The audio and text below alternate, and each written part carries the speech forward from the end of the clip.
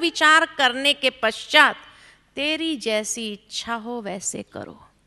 भगवान इतना सुनाने के बाद भी फोर्स नहीं करता है।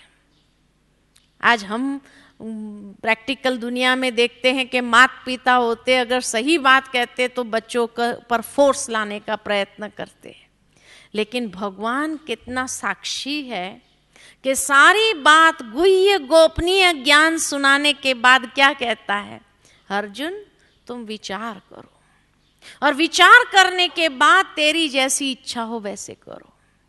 कोई फोर्स नहीं, अथॉरिटी है, सुप्रीम अथॉरिटी है। अथॉरिटी होने के बाद भी फोर्स नहीं करता है। ये भगवान कितना निरहंकारी है ना।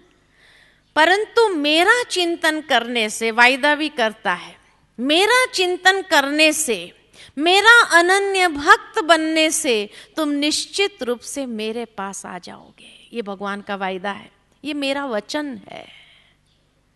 हाँ? भगवान प्रॉमिस करे, उससे बड़ा और क्या सौभाग्य होगा, है ना। भगवान प्रॉमिस में बंध जाए। इसलिए हे अर्जुन, अब इस 18वें अध्याय में भगवान कहते सर्वधर्म परित्यज मामेकम शरणम रज, है ना। इसलिए हे अर्जुन, सर्व धर्मों का परित्याग करके, जो दुनिया में दैहिक धर्म है, ये सारे दैहिक धर्मों का परित्याग करके मेरी शरण में आ जाओ। मैं तुम्हें सर्व पापों से मुक्त कर दूंगा। इससे बड़ा वचन भगवान का प्रॉमिस और क्या होगा। भगवान अगर सर्व पापों से मुक्त कर दे तो भगवान की शरण में आना चाहिए, नहीं आना चाहिए? आना चाहिए, नहीं आना चाहिए? कितना प्रॉमिस करता है देखो। कोई इंसान ऐसा प्रॉमिस नहीं कर सकता है, वो प्रॉमिस भगवान करता है। फिर और एक बहुत सुंदर बात यहाँ कही है कि ये गुह्य गोपनीय ज्ञान ऐसे पुरुष को कभी नहीं कहना जो आत्म संयमी न हो, जो एक निष्ठ न हो, जो भक्त न हो और जो भगवान से द्वेष करता है। ऐसे व्यक्ति को नहीं कहना। क्यों? क्योंकि उसके मुख से जो गालियां निकलेगी ईश्वर के प्रति, वो पाप जो करवाया, उसको बोलने का जो पाप करवाया वो हमने करवाया ना। इसलिए ऐसे पुरुष को नहीं कहो, कम से कम उसको पाप का भागी नहीं बनाओ। परंतु जो पुरुष मुझसे प्रेम करके इस गुह्य ज्ञान का उपदेश मेरे भक्तों को बताता है, वह शुद्ध स्थिति को प्राप्त कर मेरे पास आएगा। इस संसार में उससे बढ़कर कोई अन्य सेवक न तो मुझे अति प्रिय है और न कभी होगा। भगवान का प्रिय बनने के लिए भगवान ने विधि बताई। जो इस पवित्र ज्ञान का अध्ययन करता है और श्रद्धा से सुनाता है, वह सारे पापों से मुक्त हो जाता है और उन शुभ लोकों को प्राप्त करता है जहां पुण्य आत्माएं निवास करती है। ये भी भगवान का वायदा है। ये भी भगवान का वायदा है कि ऐसे ज्ञान का अध्ययन करो। पवित्र ज्ञान है तो पवित्र ज्ञान का अध्ययन करो और श्रद्धा के साथ सुनो भी और सुनाओ भी, तो पापों से मुक्त हो जा करके उन शुभ लोकों को प्राप्त करता है जहां पुण्य आत्माएं निवास करती है। और तब अंत में, इस 18वें अध्याय के अंत में भगवान कहते, संजय कहता है, जो उसने देखा तो अपना अनुभव सुनाता है। हो सकता है आप सबका भी अनुभव यही रहा हो। तो संजय कहता है, इस प्रकार मैंने व्यास जी की कृपा से ये अद्भुत संदेश सुना जो मेरे शरीर को रोमांचित कर रहा है। जब मैं ये पवित्र वार्ता का बारंबार स्मरण करता हूं तो प्रति क्षण गदगद हो उठता हूं। आप लोगों को ये अनुभव हुआ? हाँ, हुआ अनुभव? गदगद हो उठता हूं। और जहां योगेश्वर है वहां ऐश्वर्य, विजयी, अलौकिक शक्ति तथा नीति भी निश्चित रूप से रहती है, ऐसा मैं मानता हूं, ये संजय ने कहा।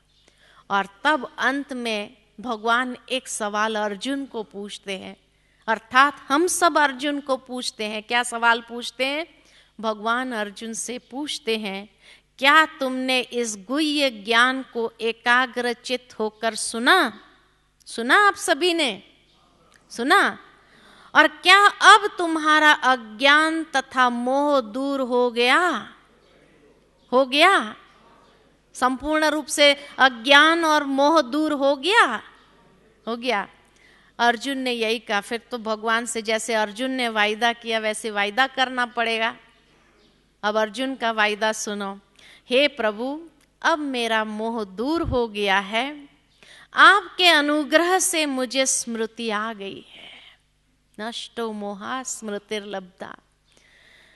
अब मैं संशय रहित तथा दृढ़ हूं।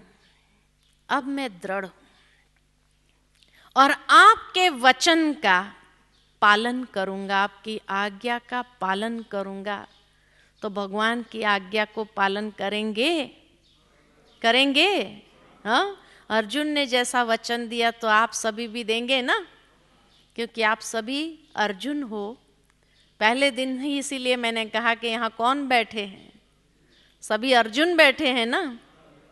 तो अर्जुन ने वायदा किया, मन आप सबने भी वायदा किया कि नहीं किया कि भगवान की आज्ञा का पालन करेंगे? हाँ, भगवान के ज्ञान का अध्ययन करके संशय रहित होकर। अब तो मन के अंदर कोई संशय नहीं है, कोई प्रश्न है या सभी प्रश्नों से पार हो गए हैं, प्रसन्नचित हो गए हैं? हाँ जी, हाँ, ये अभी हो रहा है ना, अभी हो रहा है, ये अभी चल रहा है ना। उस रूप से नहीं हुआ, जिस रूप से बताए गए हैं उस रूप से नहीं हुआ है। लेकिन जैसे आज एक बच्चा होता है ना, बैठिए, जैसे एक बच्चा होता है, मानो उस बच्चे को आपको एक मॉरल सिखाना हो कि बेटा सच बोलना चाहिए, झूठ नहीं बोलना चाहिए। ये बात अगर उसको सीधी उपदेश के रूप में दो तो जाएगी अंदर? नहीं जाएगी। तो उस बच्चे को समझाने के लिए क्या करना पड़ता है? एक कहानी सुनानी पड़ती है। और उस कहानी में एक सच का पात्र लो, एक झूठ का पात्र लो, और फिर कैसे सच का विजयी होता है, झूठ का की हार होती है। ये सारी कहानी जो आपने उसको बता करके सुनाई, तो ये तो नहीं कहेंगे ये हुई नहीं है, क्योंकि दुनिया भर में ये चल रहा है। तो चल रहा है, उसी की ही एक दृष्टांत कहानी बनाई और उस बच्चे को मॉरल समझाने का प्रयत्न किया आपने। और वो कहानी उस बच्चे को जीवन भर याद रहेगी, और जब भी ऐसा अवसर आएगा वो प्रयोग करेगा, याद करेगा, हाँ मुझे ये कहानी बताई थी, सच का विजय होता है, झूठ का हार होती है। तो वो प्रयोग करेगा, करेगा ना। ठीक इसी तरह ये ऋषि मुनि जो थे, वो जब अपनी तपस्या की शक्ति से आने वाले कली काल को देखते थे तो देखते थे मनुष्य कितना घोर पाप कर्म होगा, कैसे तामसी प्रवृत्ति के होंगे, अब उनको बचाएं कैसे। तो उन्होंने एक कथा का निर्माण किया। कथा माना क्या? कहानी। इसीलिए कहते रामायण की कथा, महाभारत की कथा। सत्य घटना है ये तो किसी ने नहीं कहा, कथा कही उसको। कथा माना एक कहानी जिसके अंदर मॉरल है। इसीलिए जो नाम है, तभी मैंने उस दिन आपको से सवाल किया था कि कौन माँ बाप ऐसे होंगे जो अपने बच्चों के नाम दू से रखते होंगे? है कोई ऐसे माँ बाप? हो सकते हैं, लेकिन दुष्प्रवृत्ति जिसके अंदर थी वो प्रैक्टिकल में इस समय समाज में है। तो ये ऋषि मुनियों ने ये मॉरल समझाने के लिए कि ऐसे चारों ओर आपके सामने दुष्ट प्रवृत्ति के लोग होंगे, उसमें आपको कैसे पांडवी वृत्ति वाले बनना है और उस कौरवी वृत्ति के ऊपर विजय प्राप्त करना है। तो जो अभी चल रहा है ये चीज उन्होंने अपनी तपस्या की शक्ति से देखा था। इसलिए मनुष्य को गाइड करने के लिए ये कथा के रूप में बातें सामने रखी, पांडव और कौरव ऐसे पात्र लिए, लेकिन ये नहीं कह सकते हैं कि ऐसा हुआ ही नहीं, क्योंकि हो रहा है ना। तो ये तो नहीं कह सकते कि हुआ ही नहीं था, हो रहा है, उसको जुठला नहीं सकते हैं हम। लेकिन इसके अंदर जो भाव है, उस भाव को ग्रहण करने की बात है। बाकी अगर उसको ग्रहण न करो और समझो कि ऐसा कोई व्यक्तित्व था और उनकी आपस में युद्ध हुई और लड़ाई हुई, और ये अंधश्रद्धा हो गई, ये अंधश्रद्धा हो गई कि उसको ऐसे ही मान लेना और उसमें से कोई सीख अपने जीवन के लिए मुझे लेना ही नहीं, और फिर ऊपर से लोगों को कहना अरे उस समय भी ऐसा हुआ था, आज भी हो रहा है ना, उस समय भी ऐसा। तो ये वास्तव में इसी समय का दृश्य ऋषि मुनियों ने जब अपनी तपस्या की शक्ति से देखा तो पूरा उसका विवरण करके सामने रखा, ताकि मनुष्य उसमें से गाइडेंस ले सके, जीवन शैली कैसी अपनी बनानी चाहिए वो ले सके, सीख उसमें से। इसीलिए ये कथाओं की रचना की गई है। लेकिन आज के मनुष्य ने उसको जीवन में सीख नहीं लिया और सोचा हाँ होता है वो वैसे ही हुआ था।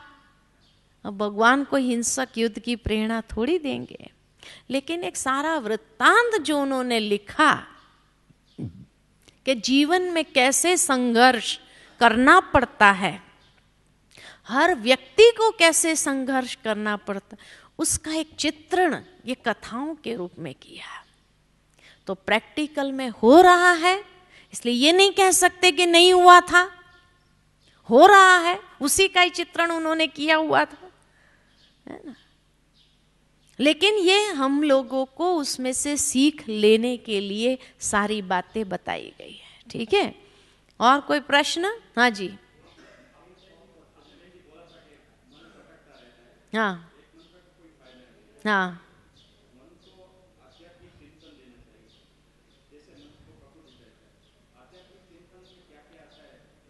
आध्यात्मिक चिंतन में जैसे आप अगर वहाँ जहाँ से भी आए हैं वहाँ हमारे सेंटर्स तो है ही है, तो वहाँ हर रोज़ माउंट आबू से यहाँ से प्रवचन जाता है कि जो ब्रह्मा बाबा साकार में थे उस समय जो प्रवचन चले थे वो सारा रिकॉर्ड्स है हमारे पास में, कैसेट्स के रूप में, सीडीज के रूप में, कंप्यूटर में उसके स्टोर है। तो हर रोज का प्रवचन उसको प्रिंट आउट निकालते हैं, क्योंकि जो बाबा के नए बच्चे आए हैं उन्होंने सुना नहीं है। अच्छा, जिन्होंने पुरानों ने सुना है उनको याद नहीं है, याद नहीं है किसी को, तो वो चीज़ को बार बार रिपीट करना ज़रूरी होता है ताकि पक्का हो जाए अपने अंदर। तो इसीलिए वो प्रवचन हर रोज़ यहाँ माउंट आबू से जाते हैं। जो यहाँ सुबह में पढ़ा जाता है वही सारे विश्व के अंदर एक ही डेट पर एक ही प्रवचन जो यहाँ चलता है वो सब जगह चलता है। जो हमारे 8000 सेवा केंद्र है, कोई भी सेंटर पर आप चले जाओ उस जगह पर वही प्रवचन आपको सुनने को मिलेगा। ये इतना सिस्टमेटिकली ऑर्गेनाइज किया हुआ है ताकि किसी का भी कोई प्रवचन अगर बाहर गांव गया, किसी और जगह पर गए तो मिस हो गए, ये नहीं। हाँ, क्योंकि कहाँ पर भी वो जाएगा तो उसको वो सुनने को जरूर मिलेगा, है ना।